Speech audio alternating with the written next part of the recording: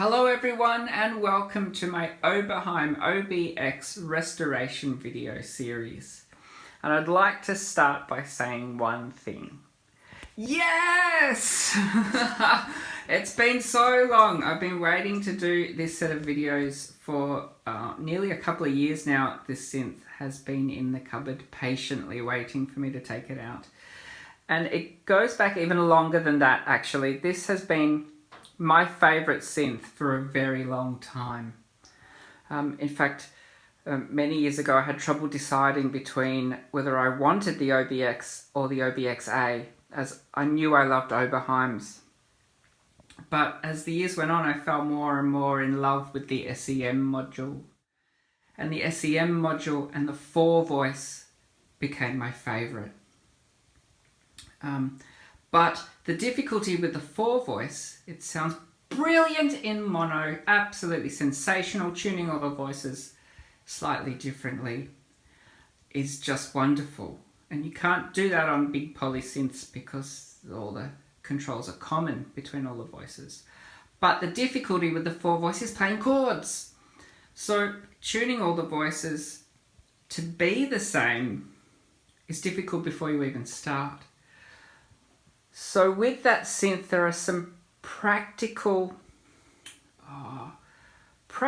drawbacks in using it as a big poly. So you come back to, I guess, the point where you want some common controls over those SEM modules. And that is all basically what the OBX is about. This is 4, 6 or 8 vintage SEM modules in a box with a set of common controls. So at that point, the OBX became my absolutely #1 target synth. So after a long time not being able to decide between the X and the XA, my love of the SEM module and the 4-voice made my mind up for me. And the SEM circuitry in this synth is just, I just put it on a pedestal. It's the one sound that I just absolutely deeply love, and to have a set of common controls to control all those SEM modules at once is just brilliant. And patch memory, and a great keyboard too. I love this Pratt Reed keyboard. It pushes back really hard. It's got quite a long throw as well. It's very great. This set of videos is going to be more like a labour of love. I'm going to spend a lot of time restoring this synth, and I will show you everything. Every step will be recorded, from making it look good, polishing it up, thinking of even respraying the boat in particular. There's lots of scratches underneath. Keyboard, complete restoration. And all the electronics. We are going to go into the schematics. We're going to dive head first into this synth, and I will explain a lot about how it works, how it relates to other Oberheim synths in the series, and how it relates to other synths too. And I'll talk more about why it's my favourite as we go on.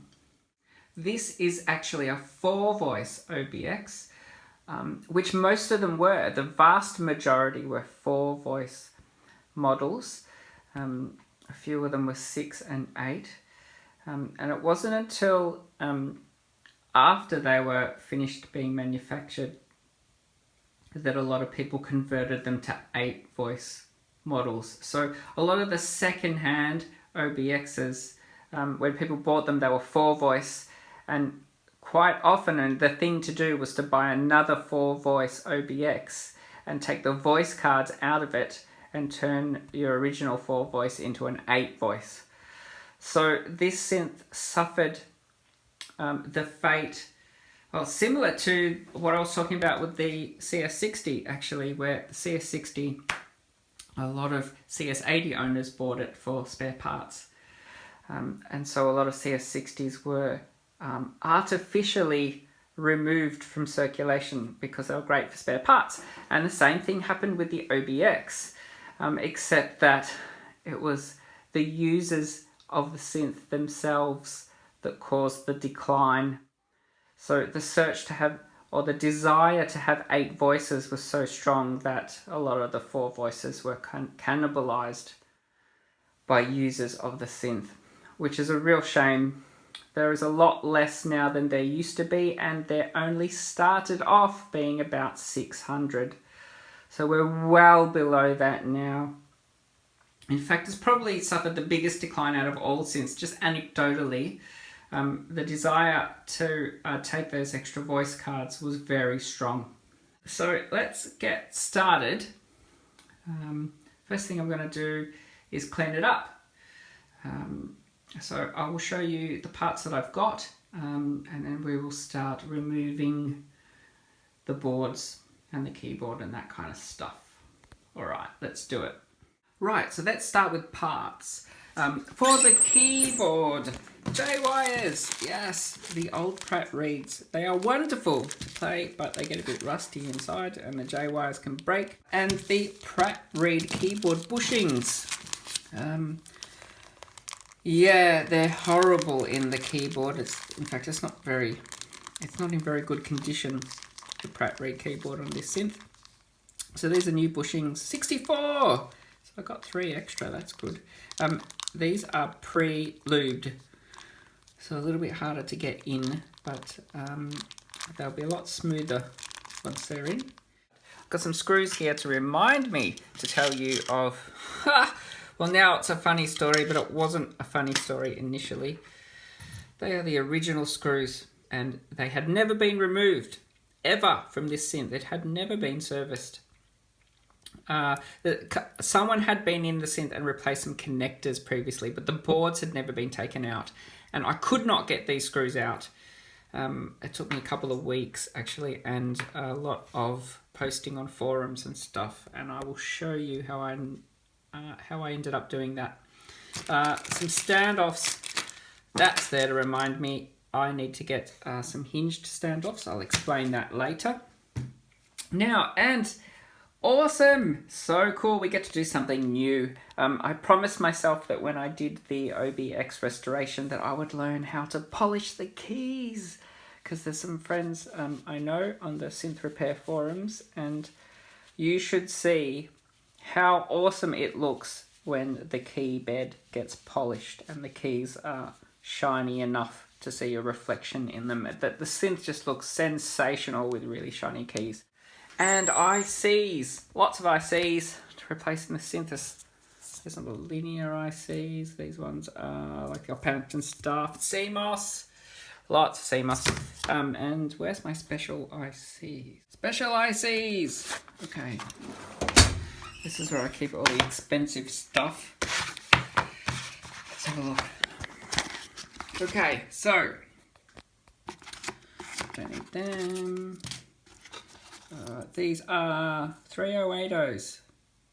Original 308s. I will need to match some of these manually. I will explain that as well.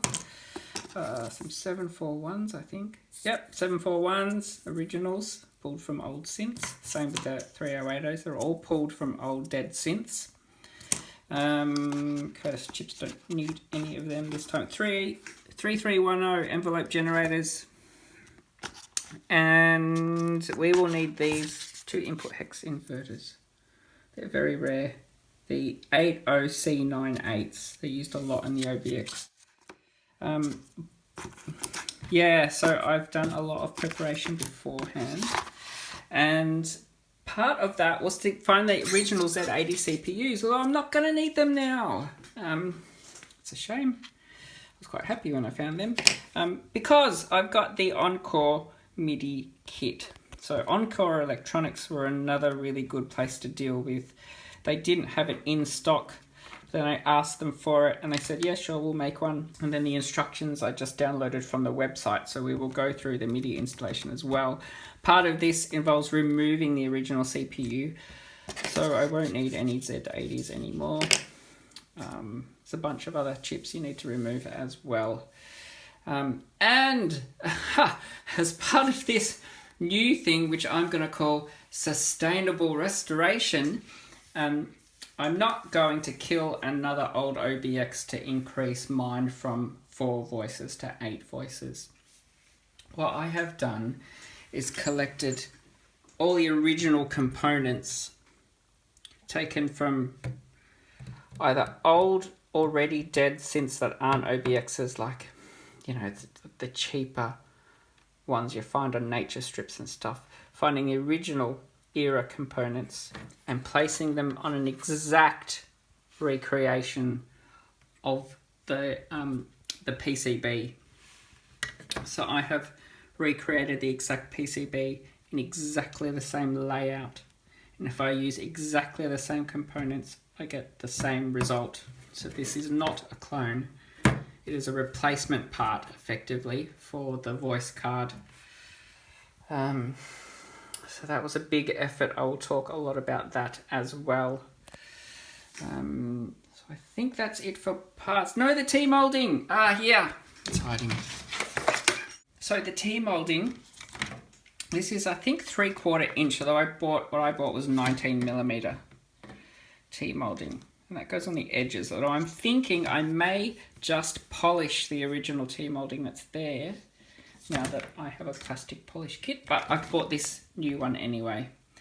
So that'll be useful because I'll need to remove the T-molding when I work the wood. So I will have to strip back the wood and restain it. So this plastic's going to have to come off. So I think that's it for parts for now. If I need anything else, I will need the voice cut. The OBX I'll show you in a second, but there's 4 voices on a lower level. Then there's another 4 voices on a higher level. On that higher level, there is a metal tray, and there's a motherboard that sits in that. And you put 4 voice cards on each motherboard, and then that metal tray sits on hinges, which are like these on the standoffs, but they've got hinges in them. And then that flips up to allow you to get to the bottom 4 voices. So I will need to make that. And before I forget, the switches. I've got 4, but I ended up getting, this is odd, look at this, 2 new ones. So the new LEDs are redder, and there's no solder on the pins at all. Shiny pins.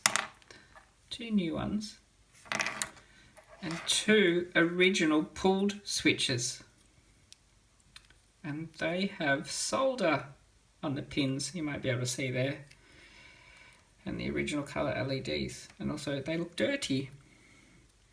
So they were all from Cintor. So I got 2 originals, 2 aftermarket. Same part number. So sometimes that happens though. Not all synth part places guarantee new or pulled parts. You just kind of end up getting what you get. In fact, I prefer, if possible, that parts are not pulled from old synths. If we can get new recreations of them, that's ideal. But if we have to get the originals, then as long as the synth was way dead, I don't like killing synths to get parts. Hence, I've gone through all the effort to making new circuit boards for this one. So, let's pop it open, have a look. Right, so looks like an OBX. If you haven't seen one before, CPU board, there's like a mod board, carries a lot of CV voltages and generates a lot of the modulation, all that kind of stuff. We've got the 4 voice cards in this one, and this big thing underneath. You can see this board where the connectors go on. Here, the natural colour PCB. That's called the motherboard. It's just a base board for the voice cards to go into. Power supply we're going to have to redo, and you can see the very tiny bridge rectifier, which is one of the first things people usually replace when they rebuild the power supplies. The Pratt Reed keyboard, it's already undone. I'm going to lift that out in a minute. And in fact, the OBXA that I was looking at today had the next version of the keyboard, so it looks like a Panasonic to me. And in fact, there was a huge gap between the keyboard and where the board starts. So all this part had nothing in it. In fact, this stabilizer for the lid coming down wasn't in that OBXA, and all this part here where the metal parts are for the keys, that wasn't there because they had a shorter key that just clips in. So that was different. A lot of other differences on the voice cards, which I will go through later on. So there's not much inside it. Very easy to access. The cabling is done quite well. It's not like a memory moog where there's spaghetti everywhere. It's laid flat. All the voice cards are like a JP8. Yeah, and they're quite easy to take out and service, unlike a Yamaha CS series, which are all point-to-point soldered, which is a bitch. This one has the original switches there, which are much more reliable. And the normal pots with the collet knobs. I'll show you how to get the collet knobs off. Right, so let's pull it all apart. Okay, so the first thing I'm going to remove is the keyboard. It's quite hard to grip it properly. It's a heavy keyboard. There's a lot of metal in it. There's this lip here that comes up at the front, so it's quite difficult to get your fingers right under. You need to just grip the edge of the keys and the back of the keys where the metal is. Don't put your hands underneath. The J wires are very fragile, and there's a small type of circuit board runs across the back where the J wires are soldered into, so you don't want to break that board either. It is quite heavy. So you can see here, this bit you don't want to break, and you definitely don't want to break anything here, or even the bus bar. This one doesn't look too bad, actually. Some of the ends of the J wires look a little bit rusty, but they're okay. Not as bad as I thought. Okay, so next I'll take the voice cards out. I've already unscrewed them, so it's pretty easy. You just lift the board up and it comes off the pins on the motherboard. So you're lifting it off the pins in the motherboard. So there you go. And there's the row of pins that it sits on.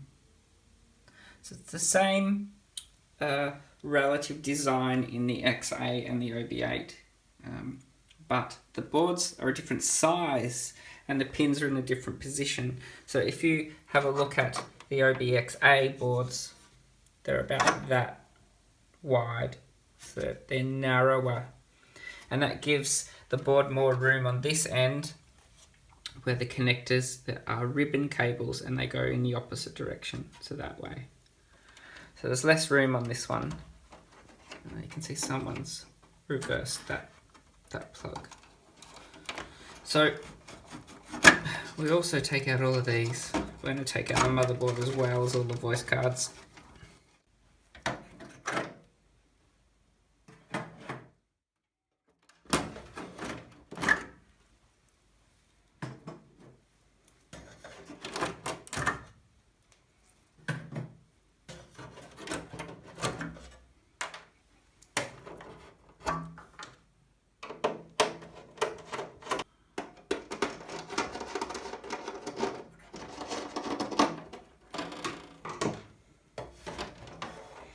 Okay, so there's the motherboard. The original standoffs are only about half that height, and this is not the most rigid boat. I mean, the whole synth actually, when you put it back together, it flexes a lot. And the original standoffs, they're quite low, and sometimes the pins can touch the bottom of the case if the synth flexes too much. So I'm going to use ones that are a bit higher to raise the board a little bit.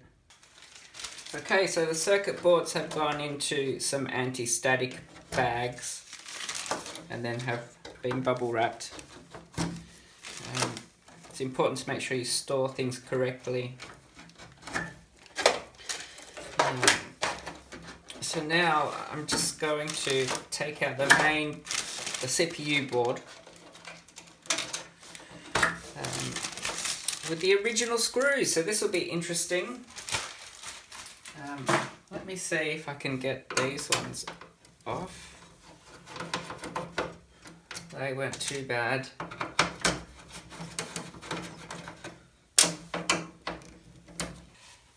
Let's see how hard the other ones are. Well, that was easy. It's making a liar of me. They're all easy. Alright, I'm going to have to show you what I did with the voice cards to get the screws out, because if you're doing this for the first time, these screws can be impossible to get out. And I tried pliers and big screwdrivers and doing it from the other side, and nothing worked. So when I went to the forums to ask for help, I'll show you. I'm getting the screws out. Lots of people had lots of ideas, like using vice grips on the top or cutting a slot in it, all that kind of stuff. Nothing worked. I couldn't get the screws out here from these standoffs. So eventually someone posted with an idea saying, oh, it's easy, you just put a soldering iron in the screw and you heat it up. I thought, oh wow, that sounds a bit like magic. But I tried it and it bloody worked. It was unreal. So what I did was just put the soldering iron in the screw for, I don't know, 10-20 seconds or so to make sure that it really heated up. Then with the screw still hot, put the screwdriver in, and you won't believe it, it just turned and came out. So after a couple of weeks of stressing about these ones, I'd even slid spanners or wrenches underneath the board and clipped them on and taped them down so they wouldn't move, so I could hold this and stop it from spinning. Nothing worked, but the soldering iron in the screw worked. It was amazing. Okay, so now I've got the screws out. I'm going to put a couple of them back into this top CPU board just to hold everything together when I take the two out. I can't separate them because of the ribbon cable. So we will deal with this board later. And next is the power supply. So I think someone else has removed this one before. The red marker on the screw is wrong, and also the battery looks newer than the original. This is probably, it's nearly 40 years old now, this synth, so you expect the battery to be replaced at least once. So just some tips on the plugs that go to the regulators. The 3 regulators on the back that are attached to the heat sinks, they're color coded, so blue to blue, yellow, red. And the ones on the wall on the side, they occur in the same order as what's on the power supply. So when I replace these, the power supply won't be in the synth. So I'll refer to the order that occurs on the board. And I'll leave the transformer in for now. I'm going to disassemble the case a bit more before I get the transformer out. So next is the mod section, or the paddle lever section. There's just 4 screws underneath and then it pulls out from the top. There you go. Leave that till later. And then the side panels, and I want to talk about the side panels for a bit before I take them off, because this synth probably has one of the more unusual designs in that to turn the memory protect on and off, you had to open the synth up. So the user had to undo the screws, open the synth up, exposing everything, then flick a switch on the CPU board to protect the memory. Now it's the same in the OBXA, but that creates a problem in that the users are going in and out, in and out, in and out. And then what happens is that you end up losing all the screws from the side. And as each user lost screws from the top, they would pull one from the bottom and replace it to the top, because you can't leave it with no screws because the top just flaps around. So what that meant is that eventually all the synths lost the screws along the bottom. So this one's missing, this one's missing on this side. Have a look at the other side. There's two there, but the two front ones, oh, that one's there, that one's missing.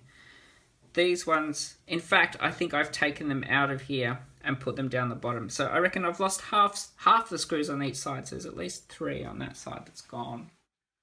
And there's 4 on that side that's gone. So what that meant is that with less and less screws on the bottom, the ones on the bottom ended up being under a bit more stress, because the synth isn't light. It's fairly heavy. It's just under 20 kilos, I think. So after a long time, those screws on the sides, they eventually bent and bent and bent and bent. And so when you take off 1 or 2 that are left on the bottom, the last ones, they're often quite bent. And by doing that and undoing a bent screw, you strip the threads. So I think even one of the screws on one of the sides of this synth just goes in and out of the thread, like someone's tried to take it off before and it's already been stripped. So a lot of these, the threads in the panel, they might have to be redone. So I'm not sure how I'm going to handle that yet. That'll be part of what I do when I fix the boat, because underneath is just scratched to hell. So I might, hopefully, I get to respray the bottom, and then I'll think about the threads on the side when I do that. So we'll take the side panels off now. Okay, so to get the side panels off, you need to lean the synth on the side. The reason is that there are no feet on this synth at all. It actually rests on the T-molding on the side panel. So when you take the side panel off, it'll fall and be resting on the boat. I have a problem here in that because I don't have the screws, I'm going to need to find some more. And it's hard to get these long screws black, and even harder to get the washers. I may have to ask on the forums to find out about these washers. So there's a lot to do still. That is relatively straight. I bet you it came from the top. Oh no, little bend, not too much. Now this one is the case in point. Watch this. It's not even in. I mean, the thread's just so wrecked. I actually didn't expect that to happen. I thought it was loose, but I didn't know it would come off. That thread's stuffed. See, it only comes through that far. It was definitely in. Right. Yeah. Some of them look good, but others not so good. So, well, we'll find out. I'll see how much I can fit. Look, you can see in the wood how the hole isn't round anymore. The screw's been bent and it's been sitting in a way that's crushed the wood a bit. Oh, look at that. Yeah. So it'll be fun to rework this piece. I have to get the T-moulding off. Okay, the other side. Let's see. Oh yeah, this one I can tell that it's bent. You can see the top of the head of the screw moving around, but I could feel it as it came out. It's probably another reason why the holes in the wood get bigger and bigger, because the screw keeps going around like that when they're bent. Yeah, that's a little bit bent. Right, so this panel could come off. Less dramatic than the last panel. Good, so we've got our panels. So we can start that. And I will look now at how I'm going to treat the bottom. So the problem is you've got serial numbers here. You don't want to take those stickers off and on too much. And also this Oberheim print at the back, I thought originally, when I was investigating this synth many years ago on the internet, I thought that this was a screen print on the back, but it's not, it's a sticker. So if I'm going to respray the bottom, I'm going to have to get this sticker remade. Okay, we'll see. Okay, so while I've got the synth standing on its side, I thought I would show you how to take the collet knobs off. So the first thing you need to do is get the caps off. So it's just this little part on the top, which I'll show you, which is really hard to get off. Bloody hell. Hang on. Sometimes you can't get your nail underneath. Okay, got it. There's the cap.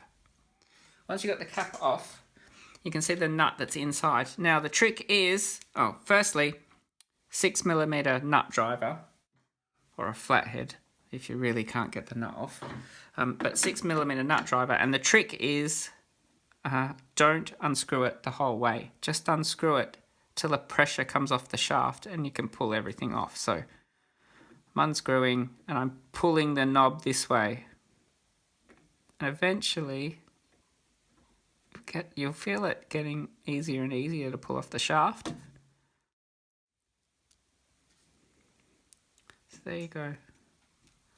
Now I can still screw this nut back in actually and tighten the whole thing together, and then just put the top cap back on so you don't lose it. So yeah, we're looking pretty naked now. Looks a bit different, doesn't it? It's all right. It's almost in eBay condition now. What are those ads that the guys go, I didn't know how to plug it in, so untested, unknown if working. Bastards. Okay, so for us, the next thing to do is get the panel off. So if you thought the last bit was hard, getting the collet knobs off, at least the caps anyway, we've got some very nasty screws with some red Loctite to remove.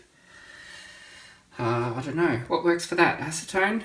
Usually just use brute force, but I won't this time, and the reason is these screws, they're fixed to the front. They're like welded. They're like nuts, the opposite to nut certs, whatever they are, screw certs. They're a weld to the front, so you can see it here.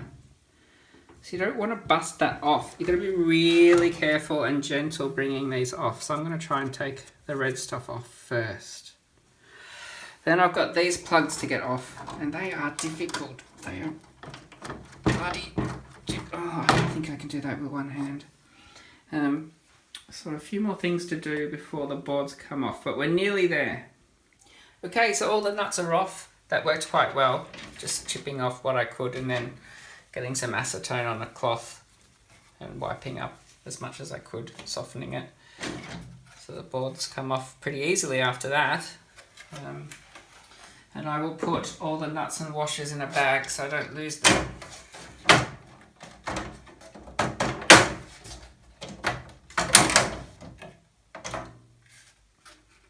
Okay, so I need to take the panel hardware off. So I've labelled the jacks 1 to 12, just so I can put them in the right order next time. I will probably replace them all, but I'll think about that later.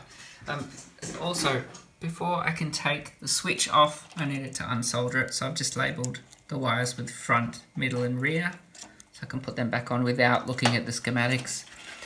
Even though the schematics will tell me what's going on, it's much easier if I don't have to look.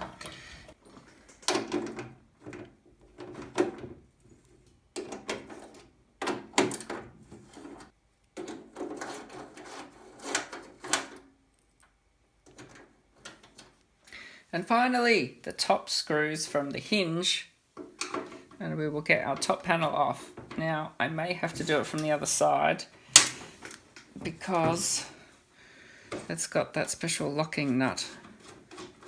Sometimes you can pull the screw out as you're turning and the nut will grip on the other side and you might get lucky. Yeah, like that time. Okay, here's the big moment. Wish me luck. And look at that, yes!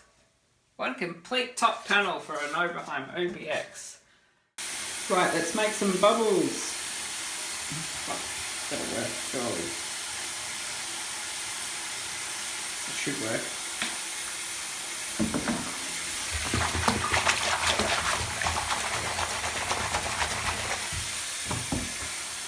Oh look, the dog wants in too. No, you can't. It's for my synthesizers. Yeah, alright, I'll go get the panel. Now, the only problem was it didn't quite fit. So, I'll just have to do my best. I'll have to change it around, change positions to try and get it all under the water, but it's not fitting very well at the moment. Okay, so we're ready. I've got my big brush that I bought especially to do this kind of stuff. It's been good, actually. Hasn't scratched anything, it's quite soft at the end. So the goal is to get everything the same colour as what's inside that area where the pot was. I don't want to see any border between dirt and non-dirt. So the goal, that's the goal. There's plenty of water here. So I can just take some of that up. Try and get in to get the dirt out. It may take a little while. It actually isn't coming off that easily. Not as quick as I thought. The water's pretty warm, so it should work eventually if I just keep scrubbing enough. God, it's like bathing one of your children. Well, synths are children, aren't they? Okay, I'll try and put the other end into the water. Okay, push up this way now. Definitely is looking better. Let's try and do the back as best we can. It was a bit scratched up and a bit dirty, but at least if I give it a good clean, I can then touch it up with black paint or white paint if I need to. All right. Just have to give it a rinse with some clean water and then we're done. All right, so the panel is clean. Looks much better than before. You can't see any of those spots where the dirt rings were. And it does look a bit brighter, which is good. I've got a couple of things left to do, like some touch-ups. A couple of small touch-ups to do on the black areas, like around here. But apart from that, it looks really good. And now for the boat. I can't powder coat it for two reasons. One, I can't get the sticker off. So I can't hand it to someone and say, please paint, because you know what's going to happen. That's going to get painted over. The other thing is a powder coat will go in an oven and the sticker would die. So the only way to do it is to spray it. Now I've already sprayed it once and the paint did go in the cracks. So I guess that's the good news. It wasn't particularly even though. So I'm giving it a sand now. And I'll spray it again. So I just mask off the back so I don't get any paint on the Oberheim bit. And make sure I spray across down the front.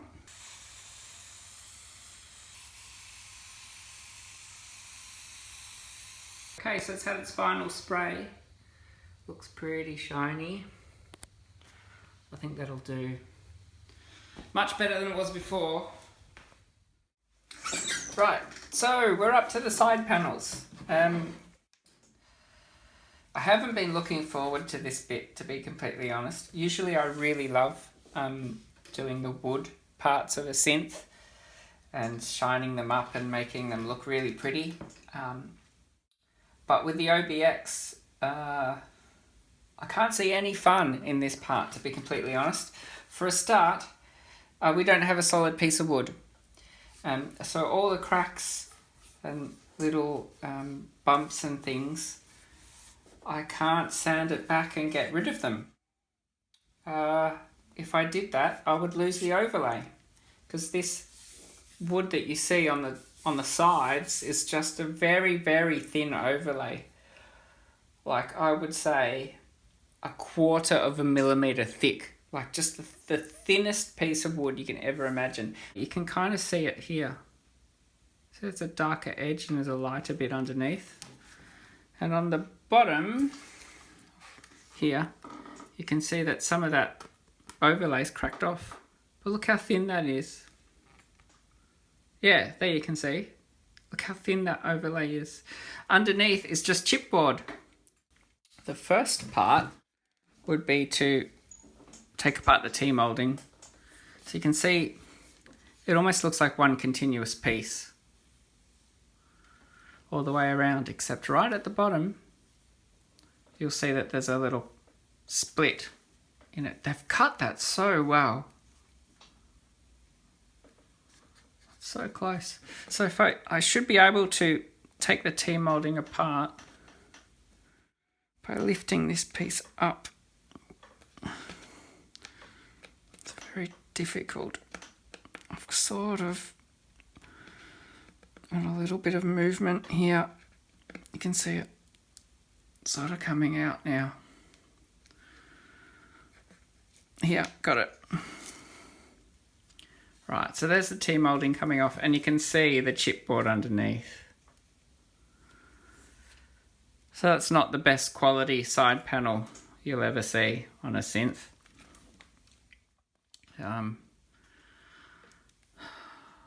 Anyway, we'll just do what we can.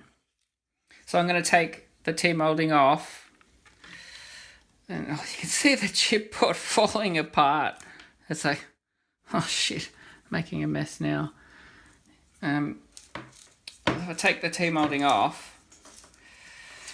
then at least I'll be able to sand it, and I'll be able to use this length in the T-molding to cut a new piece. And I'm expecting the new piece to look a lot better since I bought it new. So you can have a look at the, have a look at the end. I've had a split. That knock that's had here has split the end. So there's nothing we can do about that. If that was a solid piece of wood and it was a little bit wider, we could just sand it back, but we will instantly lose that overlay. Man. Okay.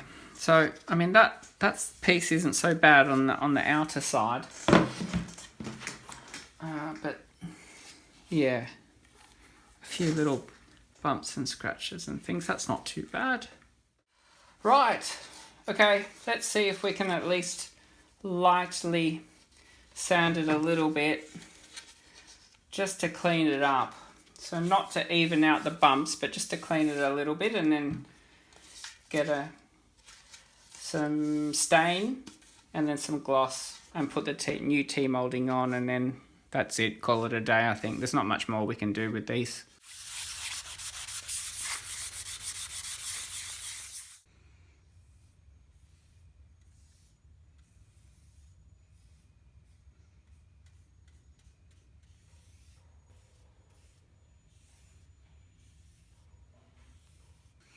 And now for our first official disaster of this restoration, the T-molding.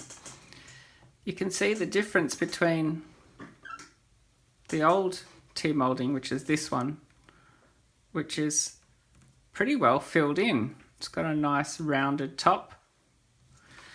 And the new one is a lot smaller and flatter. So when you push the new T-molding in, it actually goes flat. So not only is it not round or as thick, but the actual T part itself, this part that has the barbs in it, which hold it into the wood, that's a lot thinner than the original. The original one is really thick. You can see how thick that is here. Much thicker than the new one. So the new one, when you push it into the wood, just pops back out again. See how it's bouncing out here? It's not kept in. So look at that. That's not going to work. So the new T-molding is a fail. which means the only thing I can use is the old T-moulding. So I'm going to have to clean up the old T-moulding, which is pretty scratched up. Now, that's not so bad, because I'm prepared for that. I was going to polish the keys anyway, so I'll take the opportunity to polish the T-moulding. So I have my polisher here, and I have some plastic polish. And the result will look like this. So here's one I prepared earlier, just to test that this would work. So you can see this one, see how it's all shiny? This is the original old T-moulding. So you can see the difference between the two. This one's really shiny now. And that's the old one. So the old one was like this. It took me about 2 hours to polish it, because I did it really slow and I used a really soft really soft polisher, and just did it slowly and used the slowest speed that I could because I didn't want to burn it. Look how shiny it is. That's amazing. That looks like new. So I can just use the old T-moulding but polish it up.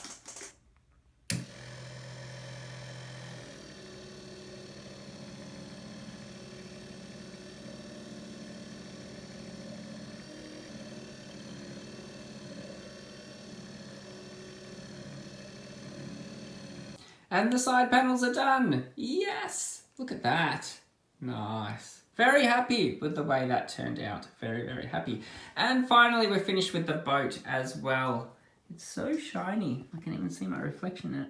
What we have to do now is put the sides back on. And I've left the transformer out because there's one screw right at the back behind the transformer that would be really difficult to put back in if the transformer was in. So I've left it out for now. And we're going to put the sides on. Now, I've had a revelation. I've figured out how to avoid that bent screw syndrome. So, the original screws are here, as you can see, a little bit bent. These are the original finishing washers, they're called. They're called finishing washers. Now, there's two sizes.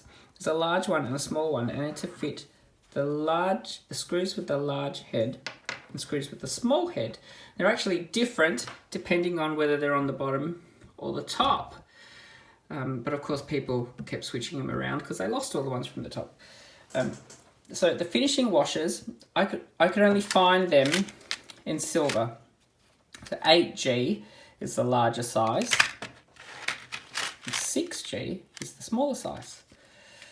I looked everywhere for black ones, but couldn't find them.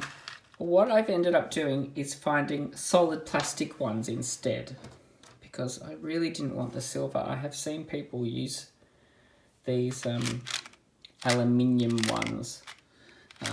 They're just natural aluminium. I really didn't want to do that, so black. Now I found plastic, solid plastic. And for some reason, I've ordered 3 boxes of 50.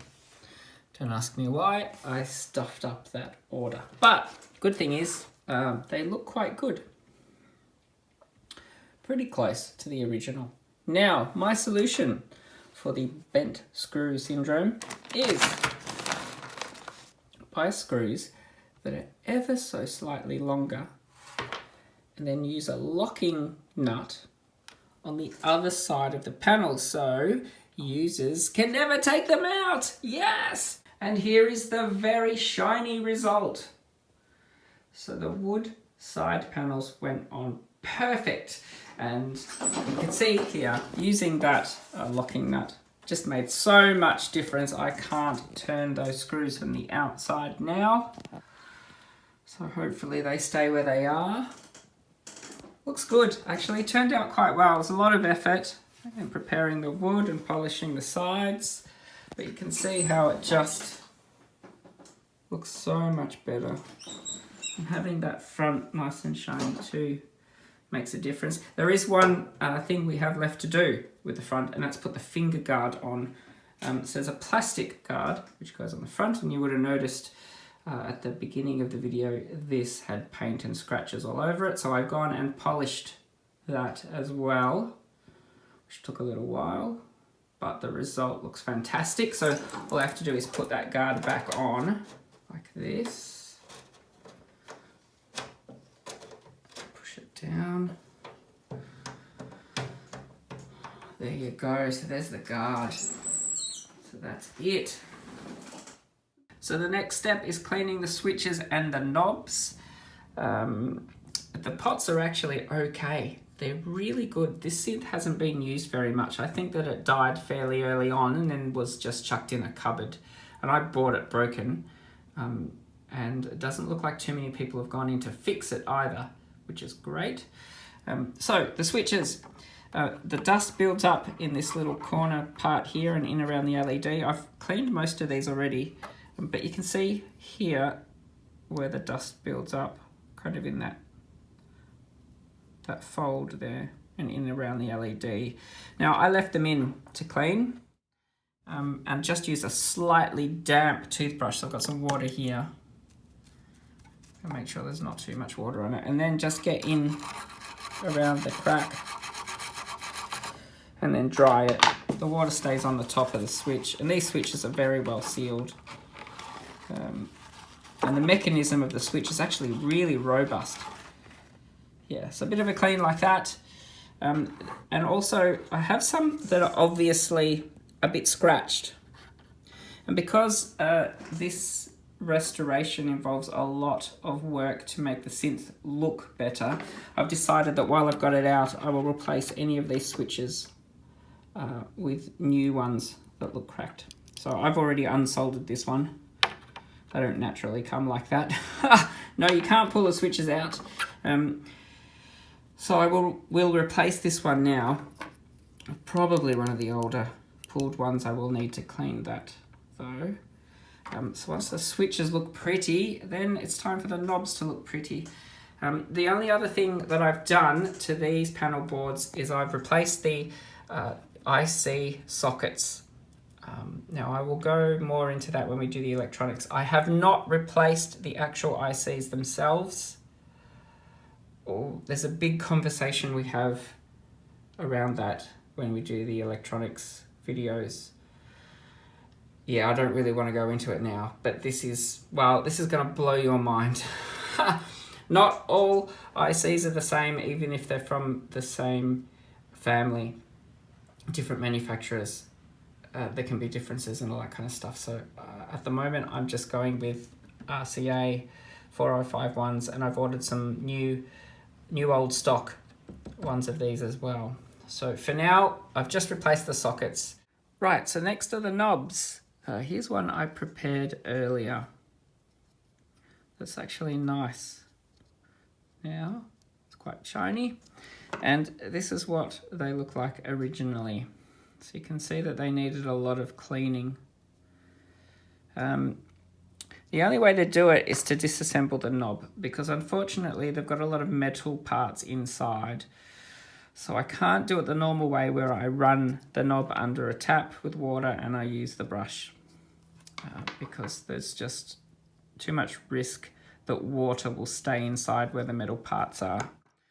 So if we're going to clean them, we're going to have to pull them apart and just be very careful about where we put water. So to do that, firstly, you take the top off. And then we can see the nut.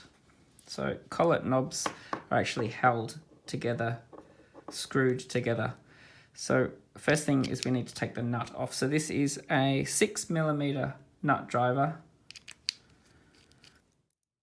So there you go, there's the nut. And if it's the first time you've done it, you can lay them out in order so that you don't get everything messed up. Next is a washer. Then we've got the collet part that's just fallen out the bottom. Then the skirt and the cylindrical part that we grab our fingers on. Now that metal part you can't actually get out. So we need to leave that there and just be very careful about getting water inside this one. We don't worry about cleaning the metal parts, just leave them. But definitely the skirt, there's a whole lot of dust gets in around there. And definitely the knurled part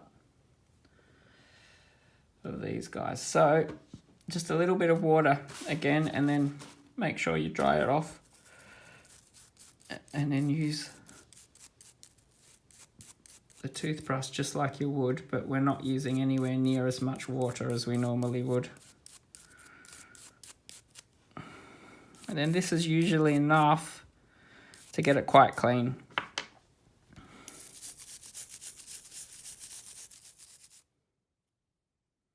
So reassembly is not that difficult. You've got to find the holes in the cylinder and you align them with the posts on the skirt. It snaps in.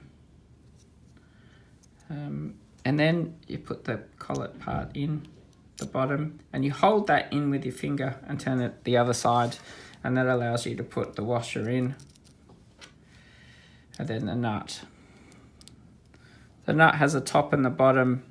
The top is where the cutout is for a flat screwdriver. Then you just screw them together, but not too tight. You need it loose enough so that you can put it back over the shaft, because the tightening of this nut is what holds it onto the shaft, so you don't want to do it too tight now. And I just put the top back on so I don't lose it. And that's it. And the last thing I have to clean up is the modulation controller. So the only real issue are the rusty screws. Because this is a user-facing panel, I don't like seeing rusty screws here. So what I'll do is look through all the other screws that came with the instrument. So these ones held the boards in, and I will find the best screws from that lot and use them here. So we've got some nice shiny black screws to look at. As far as cleaning it up goes, I'll just undo these screws, drop out the pots and the switches, and then give it a wash like I did with the front panel. Now that has made a huge difference, particularly the screws. And I've said that in a lot of other videos. To get shiny screws on the top does really make a difference. And the clean has made the surface come up well. So good, it matches the rest of the synth. So I just have to put it in now, put it all back together, and we'll have a look. So this is it. This is the status so far. And it looks like it's brand new. It's turned out really, really well. So the top panel just looks awesome. All the knobs and switches have come up. The side panels look great. The wood, that stain just makes it look a little bit darker and redder. It suits the black really well. And the work that I did spraying that boat made a big difference too to how the front has come up, and the polishing of the finger guard. Yeah, it just looks like it did on day one. So that's a great basis to work with. So next is the keys. So I'm going to polish the keys. And wow, you should see a synth that has had its keys polished. It looks absolutely stunning. So yeah, add polished keys to this and it's going to look pretty special. And after that, we've got a lot of electronics to go through. There's a lot to do on this synth and a lot to be explained as well. I'm really keen on explaining how the oscillators and filters work and the patch memory and just general things about this synth and the little tips and tricks that go along with the old big Oberheims. So this will be the most effort that I've ever put into a restoration series. So if you love the big old Oberheims and particularly the OBX, hit subscribe and turn on the notifications as well. So hit the notification bell because I may not be posting regularly. It'll depend on when I finish the videos. And I'm going to take my time because this is my favorite synthesizer. So yeah, steady as she goes, and eventually this will be the pride of the fleet. So Excellent. That's it for this episode. Hope to see you in the next one. Thanks a lot for watching. It means a lot. This synth means a lot to me, and the fact that other people are interested in it as well is really great. So thank you, and I'll see you next time.